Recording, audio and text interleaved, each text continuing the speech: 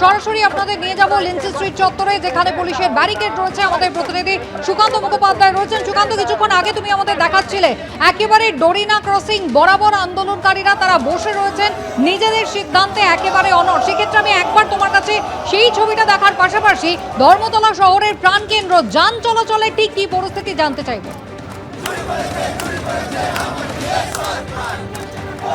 দেখো, প্রায় 1.5 ঘন্টারও বেশি সময় ধরে ধর্মতলা অর্থাৎ শহরের একেবারে উপকণ্ঠ সেটা পুরোপুরি বন্ধ।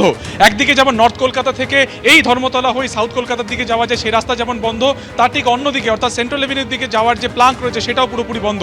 তোমাকে একবার ক্যামেরা অতনুকুণ্ড দেখাবে কিছুটা দূরে ঠিক ডরিনা ক্রসিং যেখানে রয়েছে, সেই ডরিনা ক্রসিং অর্থাৎ মেট্রো সিনেমা হলের সামনে এই মুহূর্তে এই জমায়েত রয়েছে।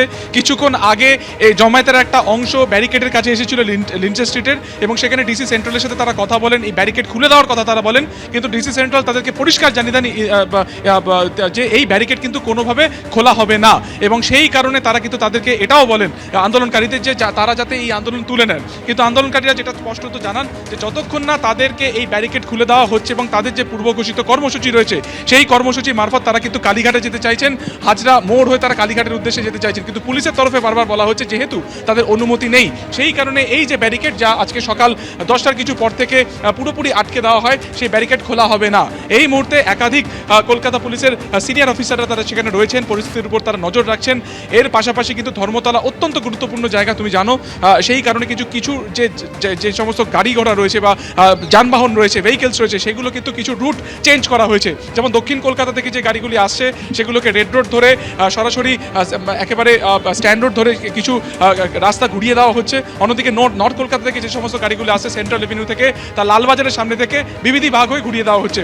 কিন্তু এখনও বেশ কিছু জায়গাতে কিন্তু এই যে ট্রাফিক কনসেশন রয়েছে, বিশেষ করে সেন্ট্রাল এসএন ব্যানার্জিতে বেশ কিছু অ্যাম্বুলেন্স সেখানে আটকে রয়েছে। কিন্তু এই দুপক্ষের এই টানা পড়েন, অর্থাৎ পুলিশের তরফে স্পষ্টত যেখানে বলা হচ্ছে যে তারা ব্যারিকেড খুলবেন না, অন্যদিকে যারা আন্দোলনকারীরা রয়েছেন আমরা দেখতে পাচ্ছি যে একটা নির্দিষ্ট দিকে তারা জমায়েত হয়ে রয়েছেন এবং তারা কিন্তু তাদের যে অবস্থান সেখানে তাদের দৃঢ় প্রতিজ্ঞ যে তারা এই আন্দোলন চালিয়ে যাবেন। ফলত এই দুপক্ষের এই যে একটা টাল বাহানা বা একটা যে স্নায়ুর যুদ্ধ, তাতে কিন্তু ভোগান্তি হচ্ছে সাধারণ মানুষের। তারা দূর দূরান্ত থেকে তারা সে বাসে কেউ আটকে রয়েছেন, কোনো অ্যাম্বুলেন্স কোথাও আটকে রয়েছে, এই পরিস্থিতি এখানে দাঁড়িয়েছে। আমরা ডিসি সেন্ট্রাল ইন্দ্রাণী মুখোপাধ্যায়কে জিজ্ঞাসা করেছিলাম যে কখন এই রাস্তা খুলে দেওয়া হবে, তার কাছেও কিন্তু কোনো স্পষ্ট উত্তর নেই। তিনি কিন্তু পরিষ্কার জানাচ্ছেন যে আন্দোলনকারীরা যদি না এখান থেকে সরেন তাহলে তারা কিন্তু এই রাস্তা খুলবেন না। এখন দেখার ধর্মতলার মতন একটি অত্যন্ত গুরুত্বপূর্ণ রাস্তা প্রায় 1.5 ঘন্টা ধরে যা বন্ধ হয়ে রয়েছে, আপাতত এই আন্দোলনে যে আর কতক্ষণ বন্ধ থাকে তার কারণ এখন ঘড়িতে প্রায় 2:30 বেজে গেছে। আর কিছুক্ষণের পর থেকে কিন্তু অফিসের সময় শুরু হয়ে যাবে বিকেল 4টের পর থেকে। ফলত দেখার যে এই রাস্তা কতক্ষণ বন্ধ থাকে। আমরা দেখতে পাচ্ছি বেশ কিছু দোকানপাট তা কিন্তু পুরোপুরি বন্ধ করে দেওয়া হয়েছে। যে সমস্ত জায়গাতে পার্কিং থাকে এই নিউ মার্কেটে আসার জন্য, সেই পার্কিংও আপাতত অন্য জায়গায় শিফট করে দেওয়া হয়েছে। একটা যে রাস্তা যা সরাসরি পাশের যে রাস্তা যেটা একেবারে তোমার কেসি দাসের হয়ে সেন্ট্রাল এভিনিউর দিকে যায় পার্ক স্ট্রিট হয়ে, সেই রাস্তা কিছুক্ষণ আগে খোলা ছিল, কিন্তু পরিস্থিতি দেখে সেই রাস্তাকেও কিন্তু বন্ধ করে দেওয়া হয়েছে। অর্থাৎ ধর্মতলার ডরিনা ক্রসিং থেকে লিন্সি স্ট্রিট বা পার্ক স্ট্রিট মোড় পর্যন্ত পুরোপুরি দুটো রাস্তার যে প্লাঙ্ক তা কিন্তু পুরোপুরি বন্ধ অবস্থাতে রয়েছে।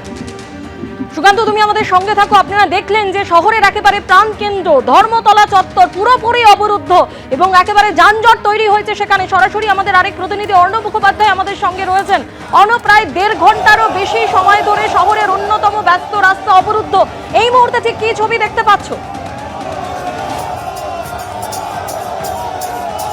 দেখো, এখানে রয়েছেন সংগ্রামী যৌথ মঞ্চের নেতৃত্বে এবং তারা যেটা বলছেন যে কিছুক্ষণের মধ্যে এখানে ডিএ মামলার অন্যতম আইনজীবী বিকাশ রঞ্জন ভট্টাচার্য আসতে পারেন। আপনাদের কি বিকাশ রঞ্জন ভট্টাচার্য এখানে আসবেন? কিছু বক্তব্য রাখেন।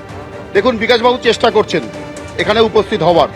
এই মুহূর্তে কথা হলো, যেহেতু রাস্তা সব বন্ধ অবরোধ, তা সত্ত্বেও উনি চেষ্টা করছেন। উনি শারীরিকভাবেও কিছুটা অসুস্থ, গত পরশু দিনও আসতে পারেননি হাইকোর্টে। যদি একটু সুস্থতা বোধ করেন তিনি অবশ্যই এখানে উপস্থিত হবেন। কতক্ষণ আপনাদের এই অবস্থান চালিয়ে যাবেন? পরবর্তী প্রেস কনফারেন্স করবো বিকেল 4টের সময়। অবরোধ চলবে। সরকার যদি চায়, প্রশাসন যদি চায় আমরা এখানে রাস্তায় থাকি, তাহলে আমরা রাস্তাতেই থাকবো। আমরা চেয়েছিলাম কালীঘাট চলো কর্মসূচির আহ্বান রেখেছি যে হাজরা পার্ক যাব, নিশ্চয়ই সেখানে প্রশাসনের পক্ষ থেকে কেউ আলোচনা আসবেন। তারা যখন এখানে আপনারা আটকে রেখেছেন, আমরা বলবো আমরা কালীঘাট যেতে পারলাম না, কালীঘাট এখানে আসবে। খুব স্পষ্ট বক্তব্য যে তারা কালীঘাট যেতে পারছেন না, সুতরাং হচ্ছে মুখ্যমন্ত্রী হোক, মুখ্য সচিব হোক, প্রশাসনিক শীর্ষকর্তা তাদেরকে এখানে আসতে হবে এই পুরো বিষয়টা নিয়ে, এবং এখানে বিকেল 4টের সময় তারা সাংবাদিক বৈঠক করে তাদের পরবর্তী কর্মসূচি জানাবেন। এবং তারা চেষ্টা চালাচ্ছেন যে এই মামলার অন্যতম আইনজীবী বিকাশ রঞ্জন ভট্টাচার্য যদি এখানে আসেন, এখানে যারা রয়েছেন তাদের উদ্দেশ্যে তিনি যদি বক্তব্য রাখেন, সেই চেষ্টাও চালানো হচ্ছে পাশাপাশি। এবিপি আনন্দ, এগিয়ে থাকে, এগিয়ে রাখে।